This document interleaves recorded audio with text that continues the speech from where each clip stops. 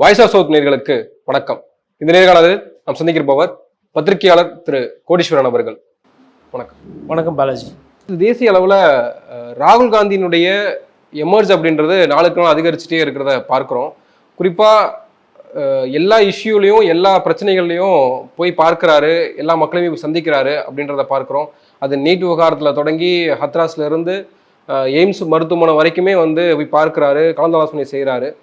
இன்னொரு பக்கம் பிரதமர் மோடி அவர்கள் வெளிநாடுக்கு எப்பயும் போல கடந்த காலங்கள் எப்படி இருந்தாரோ அதே மாதிரி நடவடிக்கைகளை மேற்கொள்றாரு. இப்போ ராகுல் காந்தியை சுற்றி நடக்கக்கூடிய சில விஷயங்கள் அது பாஜகவை வந்து வேற மாதிரி நடத்துதா அப்படின்ற ஒரு கேள்வி இருக்கு. ஏன்னா குறிப்பா பாஜகவினர் நிறைய இடங்கள்ல ராகுல் காந்தியை தாக்கி பேசுறத பார்க்க முடியுது. கர்நாடகாவில் பாஜக எம்எல்ஏ வந்து நாடாளுமன்றத்தை அடைத்து நாங்கள் உங்களை தாக்குவோம், ராகுல் காந்தியை தாக்குவோம்னு பேசுறாரு. பெங்களூருக்கு வந்தாருன்னா என்ன நடக்கும்னே தெரியாது அப்படின்ற ஒரு எச்சரிக்கை கொடுக்குறாரு. இதையெல்லாம் வந்து ஏன் பாஜகவினர் ஒரு பதற்றத்தில் இருக்காங்க? ஏன் ஒரு ஒரு கோபம் வந்து ஏன் அவ்வளோ கோபம் ராகுல் காந்தி மேலே வருதுன்னு நினைக்கிறீங்க? அதாவது தொடர்ந்து வந்து பாஜகவுக்கு வந்து மக்கள்கிட்ட அந்த நன்னடத்தை இல்லை அவங்களோட அந்த வாக்கு விகிதாச்சாரம் இல்லை அவர்களை பற்றின அந்த ஒரு அபிப்பிராயம் அது வந்து குறையுது.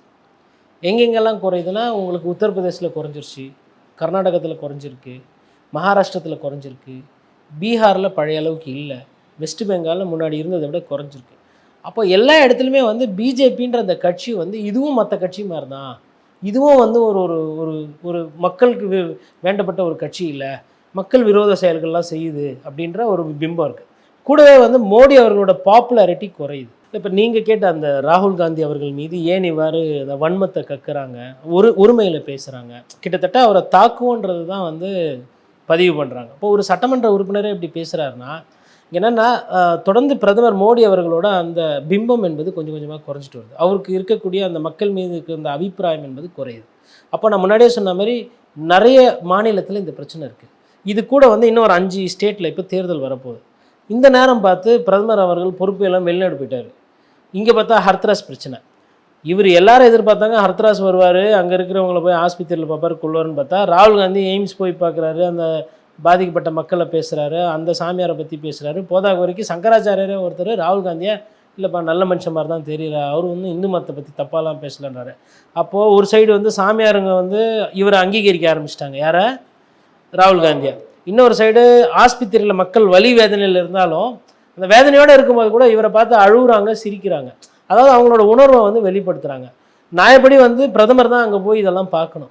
அதுக்கப்புறம் மணிப்பூரம் போகிறாரு, அங்கேயும் பேசுகிறாரு, அங்கேயும் எல்லா தரப்பையும் பார்க்குறாரு, இந்த தரப்பையும் பார்க்குறாரு, அந்த தரப்பையும் பார்க்குறாரு. அப்போது ஒரு மக்களுக்கு ஒரு பிரச்சனை அப்படின்னும் போது மக்களோட மக்களாக அங்கே போய் பேசுகிறாரு. ஆனால் நம்ம பிரதமர் என்ன பண்ணுறாருன்னா ஆஸ்திரியாவில் இருக்காருன்னு நினைக்கிறேன். இப்போது நாளைக்கு எங்கே இருக்காரு தெரில. இதுக்கு முன்னாடி வந்து பார்த்திங்கன்னா ரஷ்யா போயிட்டு அங்கே போய் சொல்கிறாரு, குழந்தைகள் சாவறதை பார்க்கும்போது எனக்கு வந்து வருத்தமாக இருக்குது, மனசு கஷ்டமாக இருக்குது. நான் என்ன கேட்குறேன்னா, குழந்தைகள் ரஷ்யாவில் தான் இருக்கிறாங்களா, உக்ரைன் ரஷ்யாவில் தான் இருக்காங்களா, இந்தியாவில் மணிப்பூரில் இல்லையா? அப்போ பாருங்கள், இப்போ இடத்துக்கு ஏற்ற மாதிரி ஒரு பேசுபொருள், ஒரு பேச்சு அங்கே பேசுகிறாரு. அப்புறம் வியாபார ரீதியாக அதெல்லாம் ஏதோ பேசியிருக்கிறாங்க, ஒப்பந்தம்லாம் பேசிக்கிட்டு இருக்காங்க. அப்போது அயல் நாட்டுக்கு உண்டான ஒரு பிரதமராக இருக்கார், உள்நாட்டுக்கு உண்டான ஒரு தலைவராக இருக்கார் ராகுல் காந்தி. அப்போது என்ன ஆகுதுன்னா, இந்த ராகுல் காந்தியோட பாப்புலாரிட்டி ரைஸ் ஆகிட்டு வருது, மோடியோட பாப்புலாரிட்டி டிமினிஷ் ஆகுது.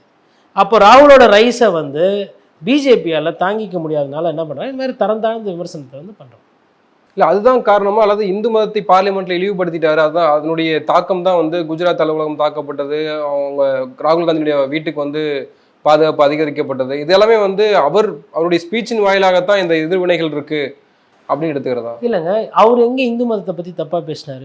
சிவபெருமானோட படத்தை எடுத்துன்னு போகிறாரு, சிவபெருமான் படத்தை காட்டிட்டு இது பாரு, சிவஜியை பார்த்தா பயம் கிடையாது, எனக்கு பயம் சுத்தமாக கிடையாது. என்றைக்கு வந்து 50 மணி நேரம் 55 மணி நேரம் வச்சு அமலாக்கத்துறை வச்சு விசாரிச்சிங்களோ அப்போ எல்லாத்தையும் பார்த்துட்டேன், உங்கள் கதையெல்லாம் தெரியும், உங்கள் ஆட்டை என்னவோ ஆடுங்க, இந்த ஒரு இது பாம்பு கொத்தனா உயிர் போயிடும், உயிருக்கும் உயிர் வாழறதுக்கும் இவ்வளோ தான் வித்தியாசம், இதுதான் நான் கும்பிட்ற சாமி எனக்கு கற்றுக் கொடுத்ததுன்னு சொல்லி பேசிட்டாரு. இது வந்து இதில் எங்கே இருக்குது வந்து ஒரு இந்து மதத்தை தப்பாக பேசிட்டாருன்னு? அவர் போகிற இடத்துலலாம் அவரும் கோயிலுக்கு போகிறாரு, அவரும் சாமி கும்பிட்றாரு. அப்போ ஒரு மதத்தை கொச்சப்படுத்துகிறவர் இல்லை ஒரு இனத்தை வந்து மோசமாக பேசுகிறவர் ஏன் இதெல்லாம் பண்ணுறாரு? மேபி நீங்கள் சொல்லலாம், இந்த சாமியோட அவர் வந்துட்டு நபிகளை பற்றியும் பேசிட்டாரு, ஜீசஸை பற்றியும் பேசிட்டாரு, அப்படிலாம் பேசக்கூடாது, இந்து மதம்னா இந்து மதம் ஒண்டி தான் பேசணும், அப்படி வேணால் நீங்கள் வேணால் கோச்சிக்கலாம் அவர்கிட்ட. மற்றபடி ஏன் அவரை அங்கே கொச்சப்படுத்தினார்? கொச்சப்படுத்திருந்தா எங்கள் கோர்ட் இருக்குது, ஒரு வேளை யாருன்னா ஒருத்தர் பேசியிருந்தாங்கன்னா கோர்ட் வந்து can take suo motu action. Law and order problem இது, இல்லை செடிஷன் பிரிவினைவாதம் பேசியிருந்தாங்கன்னா கோர்ட்டே கூட ஆக்ஷன் எடுக்கலாம். அப்போ எதுவும் எடுக்காமல் யாருமே பேசலை இந்த சப்ஜெக்டை பற்றி. பாரதிய ஜனதா கட்சியை தவிர்த்து வேறு யாருமே பேசலை. இவங்களே சர்ச்சை சர்ச்சை இந்து மதத்தை தப்பாக பேசிட்டாங்க. ஒரு படத்தில் பார்த்துருப்பீங்க நீங்கள், இந்த ஒரு வெந்நீரடை அவரும் சத்யராஜ் அவர்களும் நடிச்சிருப்பாங்க. அதில் பார்த்தீங்கன்னா அந்த புர்கா போட்டுக்கிட்டு இருப்பாங்க, அவர் கத்திக்கிட்டே ஓடுவார். அந்த டைரக்டர் தான், அந்த சுந்தரராஜன் அவர்கள் தான் பண்ணியிருப்பார் அந்த சீன். அந்த இது பார்த்துட்டான்னு கத்திட்டே விடுவாங்க. இவங்க பின்னாடியே ஒருத்தர் பார்க்கலன்னு கத்திட்டு விடுவாங்க. அந்த புர்கா சீன் ஒன்று வரும். அந்த மாதிரி இவங்க வந்து என்ன பண்ணுறாங்க, இந்து மதத்தை தப்பாக சொல்லிட்டாரு, பின்னாடியே சங்கராச்சாரியர் தப்பாக சொல்ல சொல்லிட்டு ராகுல் காந்தி அவர் மக்களை பார்க்க போயிட்டார், மக்கள் பிரச்சனையை கேட்க போயிட்டார், மக்களை பார்க்க போயிட்டார். எல்லா சம்மந்த ஸ்டேக் ஹோல்டர்ஸையும் பார்த்துக்கிட்டு இருக்காரு. இதெல்லாம் பார்க்கும்போது என்னடா, நம்ம தலைவர் வந்து ஹர்த்ராஸ்க்கு போல, நம்ம தலைவர் வந்து ட்ரெயின் ஆக்சிடென்ட் இருந்தால் அந்த ஸ்பாட்டுக்கு போய் அங்கே இருக்கவங்க கிட்ட பேச மாட்டேன்றாரு. ட்ரெயின் ஏன் ஆக்சிடென்ட் ஆகுது, லோக்கோ பைலட்டுக்கு ரெஸ்ட் கொடுக்குறாங்களா, உங்களோட டைம் முக்கியம், வேலை செய்கிறவங்க முக்கியம், பேசஞ்சர் முக்கியம், இதெல்லாம் ராகுல் காந்தி பண்ணுறாரு. இதெல்லாம் பிரதமர் பண்ண வேண்டிய வேலை, இல்லை அந்த துறை அமைச்சர் பண்ண வேண்டிய வேலை. இப்போ உள்ளே இருந்து களத்தில் வந்துட்டு ராகுல் காந்தி மக்கள் சேவையை பண்ணிக்கிட்டு இருக்காரு, இல்லை மக்களை போய் பார்த்துக்கிட்டு இருக்காரு. உள்ளே இருந்து பண்ண வேண்டியவர், ஓட்டு அதிகமாக வாங்கினவர் வெளியூர் போயிட்டார். வெளிநாட்டு போயிட்டு டாட்டா நல்ல கோட் சூட்லாம் போட்டு சிவப்பு கம்பளம் வரவேற்பு, அங்கே போயிடணுன்னா அந்த இதெல்லாம் வாசிக்கிறாங்க, உடனே வணக்கம், அதெல்லாம் என்ஜாய் பண்ணுறாரு. இங்கே அர்த்தராஸில் 126 பேர் செத்து போயிட்டாங்க. அந்த சாமியார் 2 நாள் எஸ்கேப்புக்கு, அதுக்கப்புறமா இப்போ தான் அவர் பேசிக்கிட்டு இருக்கிறாரு அடுத்து என்ன பண்ணலான்றது மாதிரி. இப்போ இந்த அரசியல் சூழ்நிலை இருக்கும்போது ராகுல் காந்தி அந்த மக்கள் சார்ந்த அரசியல் பண்ணுவது அவர்களுக்கு பிடிக்கல. அதனால் இந்த மாதிரி அவர் இந்து மதத்தை குறைச்சி பேசிட்டாரு, அதை சொல்லிட்டார், இதை சொல்லிட்டாரு, ஒரு hate politics, nothing then hate politics. அதனால் ஹேட் பாலிடிக்ஸை பற்றி பேசுகிறேன். இப்போது அடுத்து அதிமுக என்ன நிலைமையில் இருக்குது அப்படின்றது ஒரு பெரிய கேள்வியாக இருக்குது. இன்னைக்கு கூட அதிமுக தலைமைச் செயலகத்தில் கூட்டம், இந்த மக்களவை தேர்தலில் தோல்வி குறித்து ஆலோசனை கூட்டம் நடைபெறுது. மூத்த அமைச்சர்கள் எல்லாமே கடுமையான அதிருப்தியில் இருக்காங்க, எடப்பாடி தான் எல்லாமே காயின் பண்றாங்க அப்படின்னு சொல்றாங்க. இப்போ எடப்பாடி என்ன முடிவெடுக்க போறாரு, ஒரு ஒன்றிணைந்த அதிமுக உருவாக வாய்ப்பு இருக்கா, நீங்க எப்படி இதை பார்க்குறீங்க? இதில் வந்து 2 விஷயமா இதை பிரிக்கலாம்.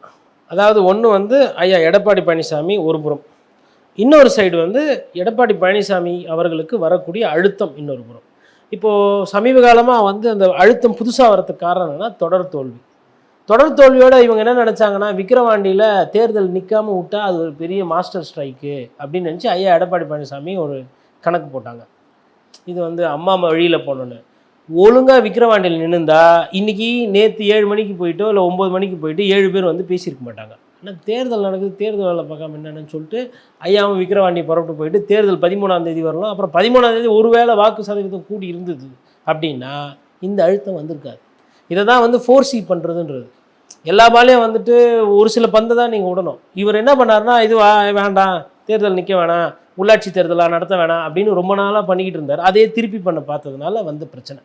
ஒருவேளை இந்த தேர்தல் நின்றுந்தாங்கன்னா இந்த பிரச்சனை இப்போ வந்திருக்காரு. தேர்தல் முடிஞ்சு அந்த தேர்தலையும் தோற்றுருந்தாருன்னா அதுக்கப்புறம் அழுத்தம் இன்னும் தீவிரமாக வந்திருக்கும்.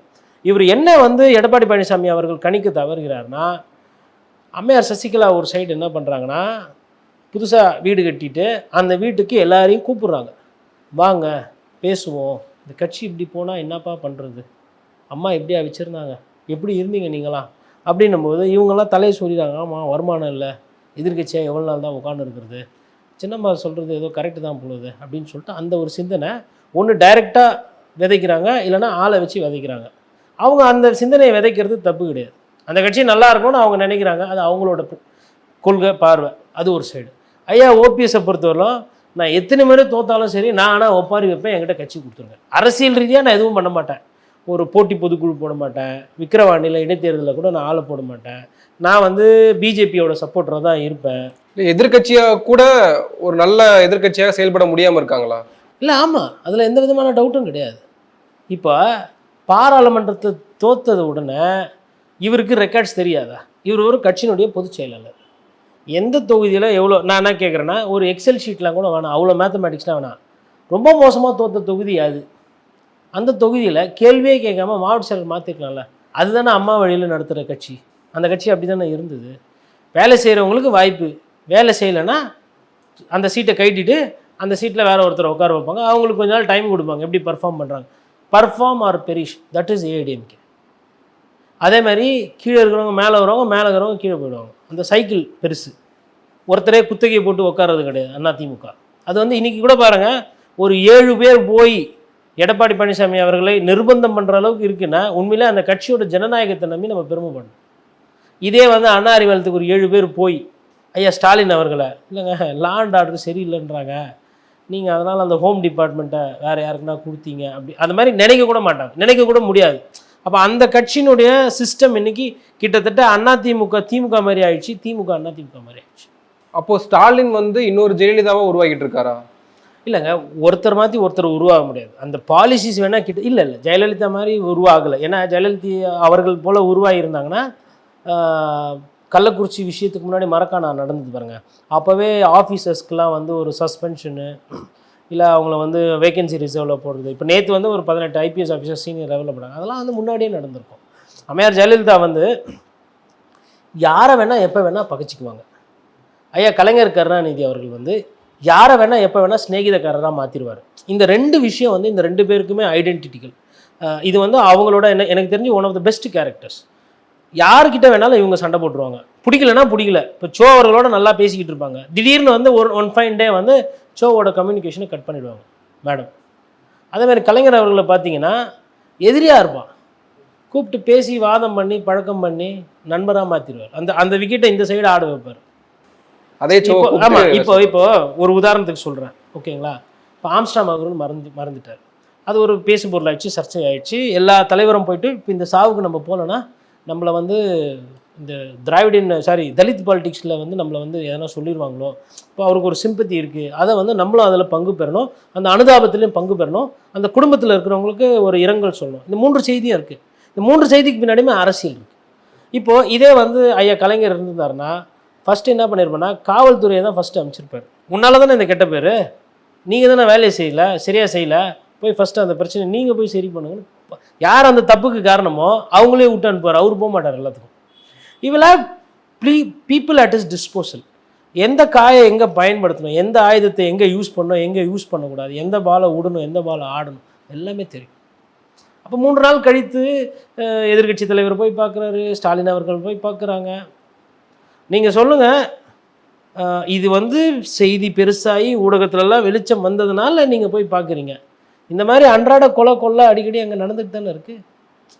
அப்போ எல்லா மர்டருக்குமே நீங்கள் இப்படி தான் ரியாக்ட் பண்ணுறீங்களா, இல்லை எல்லா லா அண்ட் ஆர்டர் ப்ராப்ளத்துக்கும் நீங்கள் இப்படி தான் ரியாக்ட் பண்ணீங்களா? இல்லை. அப்போது அதனால் அவர் வந்து அம்மையார் ஜெயலலிதா மாதிரி வர முடியாது. ஸ்டாலின் அவர்களுக்குன்னு ஒரு பாணி இருக்குது, அந்த பாணியில் அவர் போகிறார். ஒருத்தர் பார்த்து ஒருத்தர் ஒரு லீடர் வந்து காப்பி அடிக்க வேண்டியது கிடையாது, பட் அவங்களோட பாலிசிஸ் வேணால் ஃபாலோ பண்ணலாம். ஸோ கம்மிங் பேக் டு இந்த கொஸ்டினை பொறுத்தவரைலாம் பார்த்தீங்கன்னா அதிமுக இப்போது சட்ட ஒழுங்கு பிரச்சனை இருக்குங்க, எல்லாரும் பேசுகிறாங்க. அதாவது கூட்டணியில் இருக்கிற செல்வ பெருந்தகை காங்கிரஸ் கட்சி சார்ந்தவர் திருமாவளவன் அவர்கள் இவங்களே பேசுகிறாங்க சட்டம் ஒழுங்கு பிரச்சனையாக இருக்குன்னு. மாயாவதி சட்டம் ஒழுங்கு சரியே இல்லை அப்படின்னு சொல்லிட்டு தமிழகத்துக்கு வந்து சொல்லிட்டு போயிட்டாங்க. அப்போ இதெல்லாம் சொல்லும்போது ஒரு பிரதான எதிர்கட்சி திமுக மீது இந்த சில விமர்சனங்கள் வருது, பிரச்சனைகள்லாம் வருது, இதை பற்றி பேசுகிறதுக்கு பதிலாக அவங்க வலுவிடைந்து இருக்கிறதுனால நம்ம ஒன்று சேரணும், நம்ம சேர்ந்து வேலை பார்க்கணும், அவரும் அதான் சொல்கிறாரு, அவரும் அதான் சொல்கிறார், அங்கே அம்மாவும் அதான் சொல்கிறாங்க, ஆனால் ஓபிஎஸ் கூட கூப்பிட்டா வந்துடுவார், இப்படின்ற மாதிரி லெவலில் இருக்கிறீங்க. அப்போது நீங்கள் வந்து எப்போ பஸ் ஏறி எல்லாம் ஒன்று சேர்ந்து அதுக்கப்புறம் வர்றது. அப்புறம் இன்றைக்கி வந்து ஐயா பூவை ஜெகன் அவர்களை வைத்து கருத்து சொல்கிறாங்க. அவர் சொல்கிறாரு ஒன்றுபட்டால் உண்டு வாழ்வு, அதிமுகவில் எல்லாம் சேரணும். அப்புறம் ஒரு எதிர்கட்சி என்பது எப்பவுமே ஒன்றா இருக்கணும், பைண்டிங்காக இருக்கணும், யுனைட்டடாக இருக்கணும். இந்த நேரம் வந்து அதிமுக வந்து 2026க்கு யார் யார் கூட்டணி வரப்போகிறாங்க, நம்ம கூட்டணி எப்படி இருக்கும், திமுக செய்யக்கூடிய தவறுகள் என்ன, அதில் வந்து சட்டமன்றமோ இல்லை வந்து மக்கள் மன்றமோ இல்லை போராட்டக்களமோ அங்கே இருந்து களம் எடுத்து பண்ண வேண்டிய ஒரு பிரதான கட்சி ஒரு இடைத்தேர்தலேருந்து ஒதுங்கி போகுது ஒரு சைடு. ஸோ அப்போ மக்களை போய் சந்திக்கிற இடத்துல மக்களை சந்திக்கல ஒன்று. சரி, உட்கட்சியில் வந்து பிரச்சனைகளை சரி செய்யணும்னு பார்த்தா அதுவும் கிடையாது. சரி, திமுகவோ இல்லை பழைய அம்மையார் ஜெயலலிதா காலம் மாதிரி நம்மளை கேட்கறதுக்கு யாரா பயப்படுவாங்கன்னா அந்த தோரணைக்கும் போல. செல்வாக்கு மிக்க ஒரு தலைவராகவும் வந்து பொதுச் செயலாளராக ஆயிட்டாரு. எப்போ ஒரு 7 பேர் வண்டியை கட்டிக்கிட்டு உங்கள் வீட்டுக்கு வந்துட்டு நீங்கள் நினைக்கிற கொள்கைக்கு எதிராக இல்லை உங்கள் ஆசைக்கு எதிராக வந்து வாயை விட்டு பேச ஆரம்பிச்சிட்டாங்களோ அப்போவே அவர் உஷாராக இருக்கணும். சரி, இதுக்கு மேலே இதெல்லாம் வந்து லோக்கல் ஸ்கெட்சு. இப்போ மேலே ஒரு ஸ்கெட்ச் இருக்குது, பிஜேபி ஸ்கெட்சு. ஒரு வேளை ஐயா அரவிந்த் கெஜ்ரிவால் மாதிரி இல்லை ஹேமந்த் சோரன் மாதிரி ஏதோ அதிமுகவில் இருக்க தலைவர்களுக்கு ஏதோ நெருக்கடி வருது, என்ன பண்ணுவீங்க? இதெல்லாம் தான் அவங்க கணிக்க தவறுறாங்க. இப்போ 2026ல் மூன்றாவது கூட்டணி இப்போ அதிமுக தொண்டர்களை பொறுத்த வரைக்கும், அதிமுக மேலிடத்தை பொறுத்த வரைக்கும் நாங்கள் பாஜக கூட கூட்டணி கிடையாது, 2026லும் கூட்டணி கிடையாதுன்னு தான் இப்போ தேமுதிக கூடயே கூட்டணி போனாங்க. இப்போ மூன்றாவது கூட்டணி ஓட தான் இப்போ எப்படி இந்த பாராளுமன்றத்தை சந்திச்சாங்களோ அதே மாதிரி தான் 2026 வரைக்குமே போச்சுன்னா அப்போ பாஜக இன்னும் நிறைய சட்டமன்ற தொகுதிகளை கைப்பற்றுவதற்கான வாய்ப்புகள் இருக்கு இல்லையா? பாஜக வந்து கைப்பற்றதுக்கு வாய்ப்பு இருக்கா இல்லையான்றது வந்துட்டு நம்ம இப்போ அவங்க கூட்டணி அமைக்கிறதுக்கு முன்னாடி நம்ம சொல்ல முடியாது. நீங்கள் தனிப்பட்ட முறையில் பாஜக நின்னுது அப்படின்னா என்ன கிடைக்கும்னா, நான் எதுவும் சொல்ல வேணாம், மக்களே 3 தேர்தலில் ஓட்டு போட்டு ப்ரூவ் பண்ணியிருக்கிறாங்க. பாஜகவுக்கு எவ்வளோ ஓட்டு போடணுமோ அவங்களுக்கு தெரியும். அந்த மாதிரி தான் போட்டிருக்காங்க. நாடாளுமன்ற உறுப்பினர்கள் தொடர்ந்து 3 தேர்தலில் தோல்வி. அதனால் பாஜக ஸ்ட்ரைட்டாக போய் தனியாக நிற்கிது அப்படின்னா கிளியராக எழுதி கையில் குத்தலாம் ரிசல்ட் என்னன்னு. பட் கூட்டணியில் போனால், ஏன்னா கடந்த தேர்தலில் எதிர்க்கட்சியில் நிற்கும் போது 4 சட்டமன்ற உறுப்பினர்கள் ஜெயிச்சாங்க. அப்போ ஒருவேளை கூட்டணி அமைக்கிறாங்க, ஒரு வலுவான கூட்டணி அமைக்கிறாங்கன்னா அப்போ வந்து சட்டமன்ற உறுப்பினர்கள் ஜெயிக்கிறதுக்கு வாய்ப்பு இருக்கும். உடச்சி பேசுமே, இப்போ நயினார் நாகேந்திரன் சுயேட்சா நின்னாலுமே ஜெயிப்பாருங்க. அவர் பிஜேபியில் தான் நிற்கணும்னு கிடையாது. இப்போ ஏசி சண்முகமே திருப்பி பிஜேபியிலே நான் நிற்கிறேன் பரவாயில்ல அப்படின்னு அவர் போய் நிற்கிறாரு அப்படின்னா, எம்பின்னு வரும்போதும் அவ்வளோ ஓட்டு வாங்கி ஜெயிக்கிறது கஷ்டம், பட் ஜெயிப்பாங்க. இப்போ ஓபிஎஸ் அவர்களே தேனியில் போய் நிற்கிறாரு, டிடிவி தினகரன் தஞ்சாவூரில் நிற்கிறாரு அப்படின்னா இவங்களாம் தனிப்பட்ட முறையில் எம்எல்ஏ ஜெயிக்கிறது ஈஸி, எம்பியாக ஜெயிக்கிறது தான் கஷ்டம். அப்போது இந்த மாதிரி வரும்போது பிஜேபி கூட்டணியோடு சேர்ந்து பழைய கூட்டணி திருப்பி பண்ணுறாங்கனாலுமே அவங்க ஜெயிக்கிறதுக்கு சாத்தியக்கூறுகள் வந்துடும். இதே பிஜேபி தனியாக நிற்கிது, அதிமுகவில் இருந்தவங்க இல்லை அதிமுக அம்மையார் ஜெயலலிதாவை நேசிக்கக்கூடியவர்கள் அந்த வழியில் வந்தவங்க யாரும் பிஜேபியோட ஒட்டும் இல்லை உரமும் இல்லைன்னு பிரிஞ்சிடுறாங்கன்னா பிஜேபியோட கதை முடிஞ்சிடும். அது ஆயிடக்கூடாது, விட்டு போயிடக்கூடாதுன்ட்டு தான் பிஜேபி என்ன பண்ணுதுன்னா, தங்க கட்சியில் இருக்கிற பிரச்சனையை தாண்டி அதிமுகவை பற்றி அண்ணாமலை சொல்கிறாரு, எடப்பாடி பழனிசாமி அவர்கள் துரோகம் செஞ்சுட்டாரு. இப்போ இவர் என்ன துரோகம் செஞ்சுருப்பாரு? பிஜேபிக்கு வர ஓட்டை தடுத்துட்டாரா, இல்லை அண்ணாமலையோட பதவியை பறிச்சுக்கிட்டாரா, இல்லை அப்போது ஓபிஎஸ் சொல்கிறாங்க சசிகலா சொல்கிறாங்கன்னா அதில் ஏதோ ஒரு நிதர்சனமான ஒரு நியாயம் இருக்கலாம். அண்ணாமலை அவர்கள் சொல்கிறாரு எடப்பாடி அவர்கள் துரோகம் பட்டார். அப்போ இதனால் இந்த இடியாப்ப சிக்கல் இருக்கு பாருங்கள், இது தொடரும். எடப்பாடி பழனிசாமி அவர்களுக்கு மேலும் அழுத்தம் வந்து இது ஜாஸ்தியாகும். இந்த அழுத்தம் வந்து இன்னும் ஜாஸ்தியாகும். இப்போ இந்த ஒரு சில மாவட்டத்தில் பேச மாட்டாங்க, ஒரு சில மாவட்டத்தில் எந்தெந்த மாவட்டத்தில் வந்துட்டு குறிப்பாக விழுப்புரம்லாம் நம்ம எதிர்பார்க்கலாம். ஏன்னா அண்ணன் வந்து அங்கே யார் வேணா இருக்கட்டும், லோக்கலில் பேசுகிறதுக்கு முன்னாடி சிவி சண்முகத்தை ஒரு வார்த்தை கேட்டு தான் அங்கே இருக்கிற அதிமுக நிர்வாகி நான் பேசிடுவானா, பேசுகிறேன் உங்கள் மனசு என்ன தோணுதோ பேச, கட்சி நல்லா இருக்கும் நம்ம அப்படின்னு வர அண்ணன் அந்த ஒரு ஸ்டைலாக சொல்லுவார் அவர். யார் ஐயா வந்து சிவி சண்முகம். அப்போ அது மாதிரிலாம் பண்ணும்போது என்ன ஆகும்னா, ஐயா எடப்பாடி பழனிசாமிக்கு அந்த நெருக்கடி ஜாஸ்தி. அந்த நெருக்கடி அவருக்கு வரும்போது ஒரு பிரதான எதிர்க்கட்சியாக செயல்படுறதுன்றது கஷ்டம். நன்றி, நிறைய விஷயங்களை பகிர்ந்துக்கிட்டீங்க. உங்கள் நேரத்துக்கு மிக்க நன்றி. நன்றி.